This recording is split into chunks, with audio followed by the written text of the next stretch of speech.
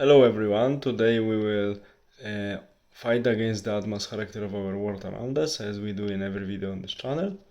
And this time we will go to history, to the history of Islamic Spain, so-called Al-Andalus. And the recently published book, originally in 2018, deals with this story. And the author of this book is American historian Mr. Brian Catlos, who is currently a faculty at the University of Boulder, Colorado, and he produced one volume long book about the history of Al-Andalus, entitled Kingdoms of Fate, and this title nicely resembles the nature of this Islamic state and states that one was later divided into many, so some of them were following the other, but this title, of course, from one side resembles the nature of the state, but from the second side, what author also points out in his book, doesn't resemble the nature of the states fully, because religion of the persons who are living in the states not always determined their choices, despite the fact it was very, very important for them those days, their beliefs. But despite this fact, they never determined their choices fully. Okay, so referring to the history that was really, really long from 711 AD to 1492 AD, so from the moment when Mr. Tariq and the Mount Rock Gibraltar took its name after this guy crossed the Gibraltar Strait, or Heracles Pillars closed the went through the Gibraltar Strait into the Iberian Peninsula and started the conquest of Visigothian kingdom, till the moment when in January 1492 Isabel and Ferdinand, so-called Catholic monarchs of Spain, expelled the last representatives of Moorish power on the Iberian Peninsula.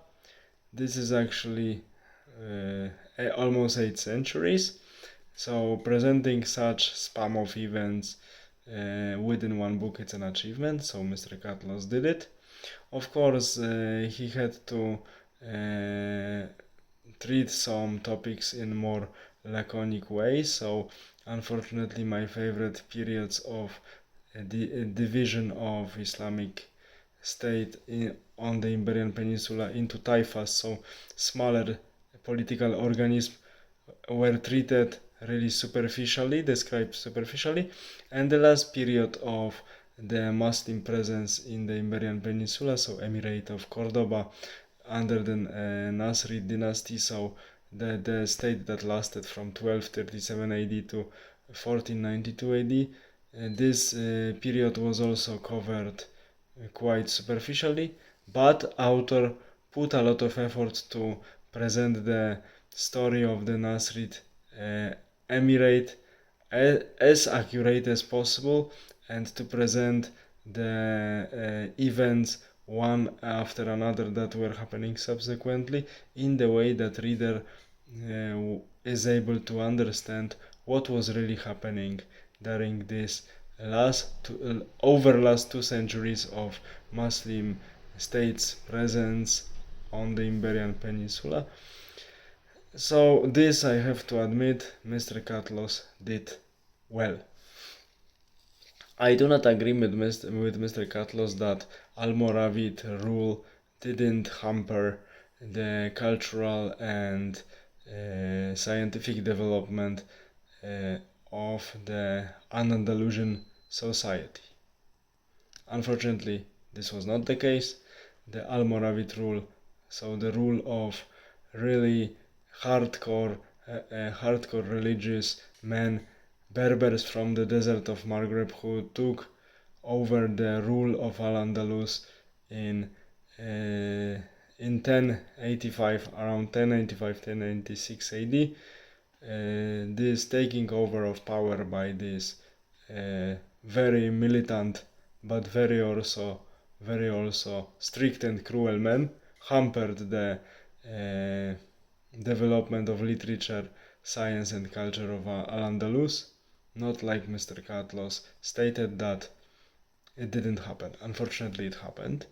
Another flaws I can admit to this relatively good book, unfortunately I found them. There are such funny mistakes like the claim that in 954 AD the pirates and bandits from the Fraxinet base, the actually enclave of Berberic Islamic pirates established around 889/890 AD that lasted to 972 AD when this base was destroyed by Christian rulers and bandits were expelled or killed.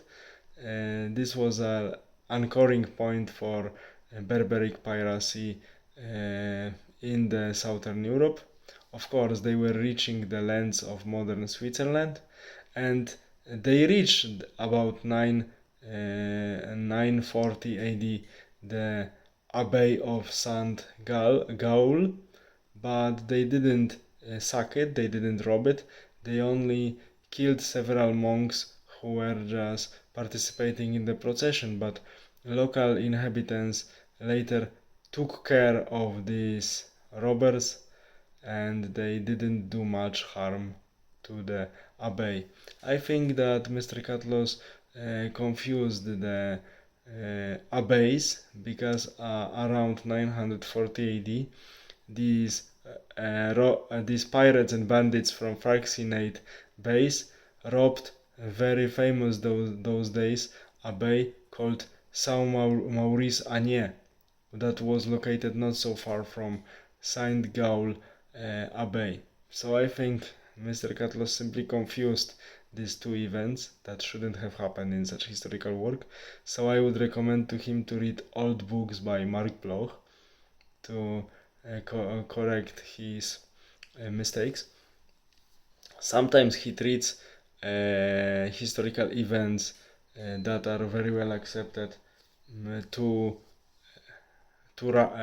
a too scrupulous way, and he rejects their historicity, like in the case of the Day of the Moat, when Emir al-Hakam killed his opponents during the feast, cutting their heads. Yeah, it's typical Oriental way. It was heavily Orientalized country, so such things happened.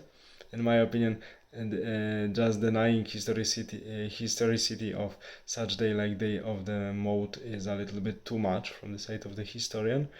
And the same I have to say that that almost denying the historicity of the Count Julian who betrayed Count of Ceuta, enclaved in North Africa, Visigoth, enclave of North Africa, denying historicity of Count Julian, whose betrayal actually facilitated the Islamic conquest of Spain because he just borrowed ships, military ships to Muslim invaders, and it actually made the invasion of Iberian Peninsula from their side much easier than it would be without help of Count Julian.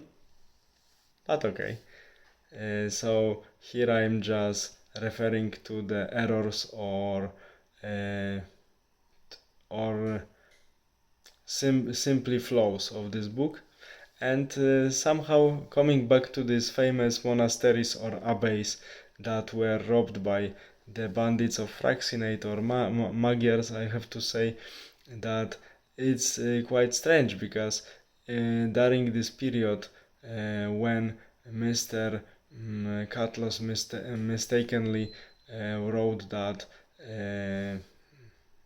that Abbey, Sandgaul Abbey was sacked by the bandits from Fraxinate database, one has to mention that it was for many years in the 920s and 930s under the constant threat of Magyar invasions, so the monks from Sandgaul Abbey just borrowed their books to their brothers not so far from them, who had their residence monastery on the island Reichenau on the Boden Lake, and they didn't get their books back because their colleagues monks brothers monks decided not to get rid of these books once they got them. So this is a good lesson for all bibliophiles, that if you really don't have to, better don't borrow your books to anybody, because they don't like to come back to the previous owner. This is a good lesson. And very important issue about this book is that in general it's nicely written. The history of Islamic Spain is nicely compressed, quite informative. Of course, author didn't mention many massacres, punishments, executions that were happening during the times of caliphates, taifas, and emirates. But as I said, it was Orientalized country, so all of the practices typical to Abbasid or Fatimid Caliphate also took place in the states of Islamic Spain. So author just omitted many of them, maybe not to make his readers bored or scared. And very important issue I have to add about this book is actually emphasis that culture of troubadours, not only of course, but most likely has its roots in the contact between Islamic Spain and the countries like Aquitania and Occident. Most likely. The conquest of Barbastro in 1064 AD most likely initiated, as one of the main factors, development of troubadour culture in the Western Europe. And it's worth to mention that Islamic Spain was one of the most intellectually flourishing Islamic states in the Middle Ages, and it's quite well studied. Author also tries to, after the events of 1492, when the Granada was incorporated into Spain, tries also to describe the fate of people who were Muslims and stayed under the Spanish rule, and he briefly describes their way of living or conditions of living till the years of 1609 and 1614 AD, when Moriscos, because they were called like this, were eventually expelled from Spain by the Spanish authorities. So the book is quite compressed, quite well written, with few flaws, and sometimes, in some cases, too rigorous approach to historical facts that are well accepted by tradition and historical sources, like the Day of the Moat, by just performed by Emir al-Hakam towards his political opponents, and the role of Count Julian in the